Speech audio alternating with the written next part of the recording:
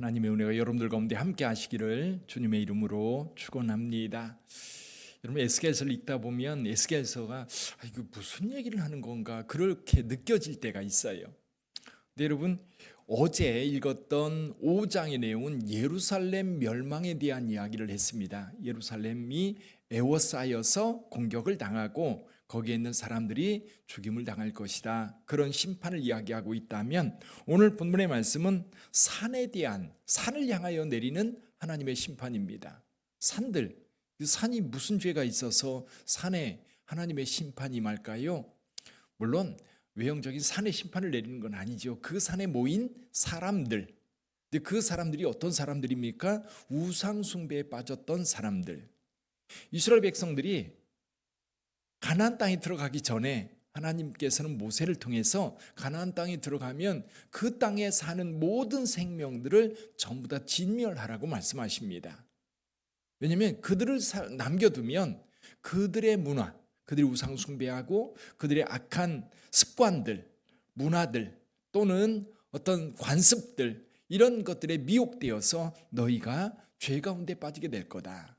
그들에게 미혹되어서 이 유다 백성, 이스라엘 백성들도 같이 우상 숭배에 빠질 뿐만 아니라 그것이 가시가 되어서 그들의 옆구리를 찌를 거다. 그러니까 그것을 다 제거해라. 이렇게 말씀하십니다. 근데 실제로 이스라엘 백성들이 가나안 땅에 들어갔을 때에 그들 다 진멸하지 못하지요. 처음에는 강력한 힘으로 여호수아를 중심으로 가나안 땅 전체를 점령했지만 실은 구석구석 이스라엘 백성들이 다 마을마다 들어가서 그들을 다 제거하고 거기에 거할 수가 없었거든요. 그러다 보니까 이 가나안 사람들이 곳곳에 살아 있었습니다. 처음에는 점령당했다가 예를 들면 여부수성 같은 경우도 나중에 다시 여부수 사람들이 거기에 들어와 살면서 이스라엘 백성들이 그 땅을 온전히 차지하지 못했었습니다. 그러다 보니까 이제 가나안 사람들하고 유대인들이 이스라엘 백성들이 같이 살게 된 겁니다. 근데 가나안 사람들은 그 땅에 오래 살면서 그들 나름대로의 문화를 만들어냈어요. 습관들을 만들어냈어요. 그 습관들 중심이 뭐냐면 우상 숭배거든요. 우상 숭배뿐만 아니라 그들이 악한 습관들, 가증한 습관들 이런 것들이 남아 있었는데 이스라엘 백성들이 그걸 보고 저건 나쁜 거야. 저거는 우리가 따라갈 것이 아니야. 라고 하면서 그것을 이렇게 거리를 두는 게 아니라 자꾸만 가서 보다 보니까 재밌거든요. 자꾸만 가서 보다 보니까 그럴듯하거든요. 또 이야기를 하다 보니까 그들이 주장하는 것이 이해가 돼요. 그러다 보니까 점점 참여하다 보니까 우상 숭배에 빠지게 되는데 여러분 이 우상 숭배에 점점 빠지면서 하나님을 믿는 믿음도 있지만 자꾸만 세상으로 흘러가는 거예요. 결국은 하나님을 믿는 믿음보다 우상 숭배에 빠지는 것이 더 강력한 힘으로 그들을 끌어가고 있는 겁니다. 근데 하나님께서 이스라엘 백성들에게 한 곳에서만 예배드리게 했어요. 그게 어디입니까? 성소가 있는 곳. 처음에는 세겜에 그리고 실로에 그 베델에도 있었고요. 나중에는 실로에. 그러니까 그 엘리 제사장이 있을 때에 실로에 성소가 있었고 사람들이 거기에 모여서 예배를 드렸습니다. 나중에 솔로몬이 성전을 건축하고 나서는 예루살렘에 성전을 두고 그 성전에 모여서 살아계신 하나님, 이곳에 임재해 계신 하나님께 예배를 드려야 했습니다. 근데 이스라엘 백성들은 예루살렘 성전에 가서 예배를 드리기보다 가까이 있는 가나안 사람들이 섬기던 큰 나무 아래, 바위 아래 또는 산꼭대기, 골짜기 그런 곳에 모여서 그 우상에게 제사를 드리면서 그들 나름대로는 이렇게 생각했을 거예요. 이것이 우리 여호와 하나님께 예배드리는 거야. 그러면서 점점 그렇게 빠져갔던 겁니다. 그러다 보니까 이스라엘 백성들은 하나님의 백성으로서의 정체성을 점점 잃어갔던 겁니다. 그래서 예루살렘이 멸망당할 때에 이스라엘 온 땅이 다 하나님의 진노 가운데 멸망받을 수밖에 없었던 겁니다. 예루살렘 사람들도 전염병에 죽고 칼에 죽고 기근에 죽었습니다. 근데 여기 11절 12절에 보니까 거기에도 마찬가지입니다. 전염병에 죽고 기근에 죽고 칼에 엎드러지고 그렇게 진멸을 당하는데 극히 일부의 사람들이 바벨론 포로로 잡혀갔습니다. 잡혀가서 그들이 깨달아요. 오늘 여기 9절 한번 읽어볼까요? 9절 8절부터 읽어보죠. 8절 먼저 읽어봅니다. 그러나 너희가 여러 나라에 흩어질 때에 내가 너희 중에서 칼을 피하여 이방인들 중에 살아남은 자가 있게 할지라. 이방인 가운데 살아남을 자가 있다는 겁니다. 먼데 있는 가까이 있는 사람들은 칼에 죽고 멀리 있는 사람들은 전염병에 죽고 기근에 죽고 그렇게 되는데 그 중에 일부, 좀 어제 읽을 때 에스겔이 머리카락 조금 남겨가지고 옷자락에 쌌다는 얘기 기억나시죠? 그 사람들입니다. 그 사람들이 이방인 가운데 칼을 피하여 조금 남아있어요. 그들이 어떤 깨달음이 오느냐면 9절 읽어봅니다. 너희 중에서 살아남은 자가 사로잡혀 이방인들 중에 있어서 나를 기억하되 그들이 음란한 마음으로 나를 떠나고 음란한 눈으로 우상을 섬겨 나를 근심하게 한 것을 기억하고 스스로 한탄하리니 이는 그 모든 가증한 일로 악을 행하였음이라. 그때야 깨닫는 거예요. 그때야 깨달으면서 하나님 앞에 우리가 범죄하였구나 깨닫게 되고, 또 진짜 하나님께서 살아계셔서 그 하나님께서 우리에게 재앙을 내렸구나, 그거를 그제서야 깨닫는다는 거예요. 어제 저녁에도 잠깐 말씀드렸던 것처럼 하나님을 가장 겁나게 뭐랄까요, 대면하는 자리가 어디냐면 심판의 자리입니다. 심판의 자리. 정말 두렵고 떨림 가운데 정말 초긴장, 얼굴이 새까맣게 변할 정도로 그런 두려움 가운데 하나님의 심판대 앞에 서게 될 거예요. 그런데 하나님께서 저와 여러분들에게 어떤 은혜를 베푸셨습니까? 그 심판대를 피하여서 천국에 갈 수 있도록 우리를 안내해 주시는 거예요. 누가? 우리 구주 예수께서 싸가지고 우리를 넘어가게 하시는 거예요.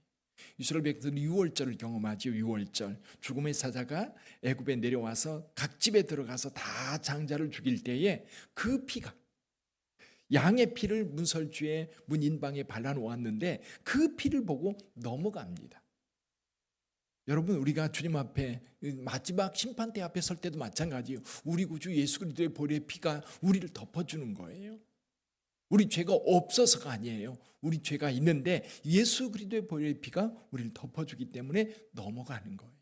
넘어가는 거예요. 그래서 저와 여러분들은 이 심판대 앞에서 하나님을 경험하는 게 아니라 이미 그들에게 베푸신 하나님의 은혜 때문에, 저와 여러분들에게 베푸신 그 은혜 때문에 하나님을 기억하고 그 하나님과 함께 살아야 돼요. 보세요. 이스라엘 백성들 분명히 출애굽하면서 그 놀라운 은혜를 경험했어요. 경험했으면 그거를 유지하고 지켰어야 해요. 근데 그걸 못한 거예요.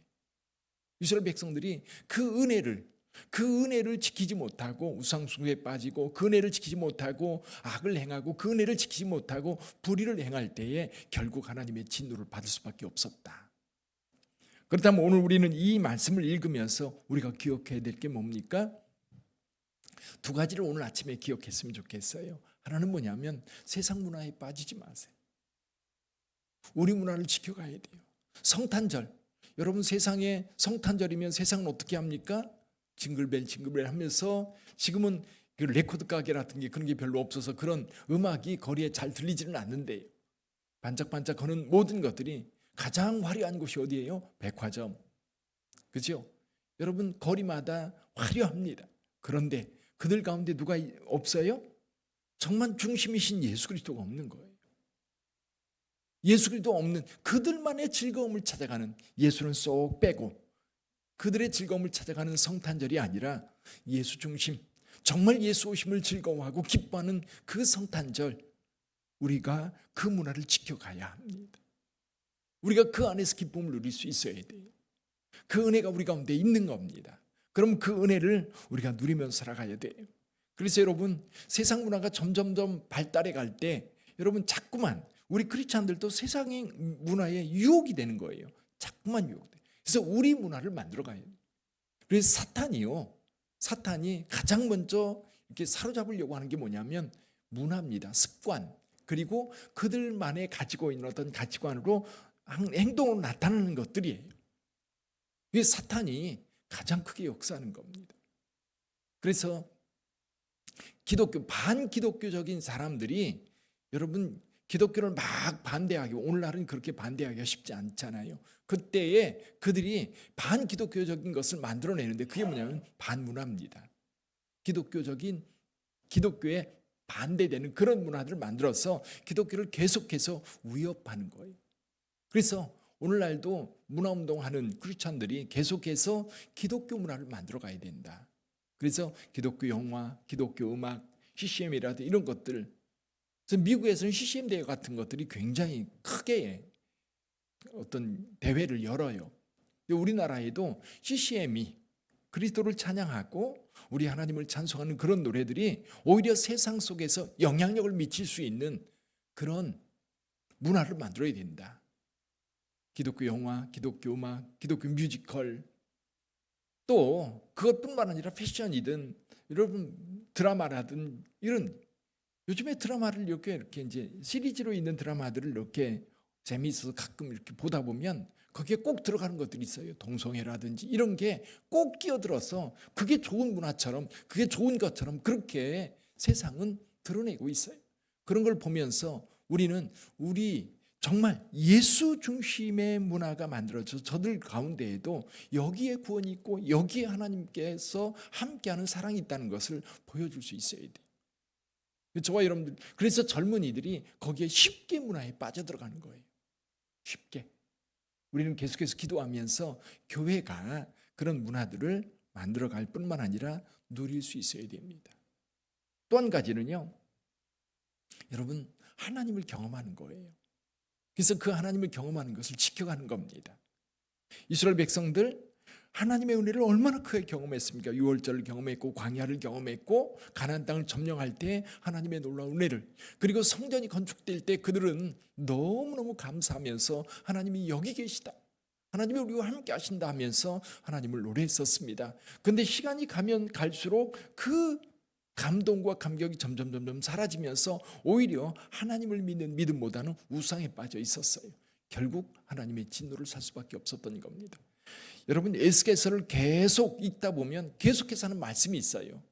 너희가 내가 여호와인 줄 알리라 하는 말씀이 에스겔서에 계속 끝까지 나와요. 내가 여호와인 줄 알리라. 무슨 뜻이에요? 여러분 에스겔이 하나님의 말씀을 전할 때 유다 백성들이요, 하나님이 하나님 되심을 잘 몰랐던 거예요.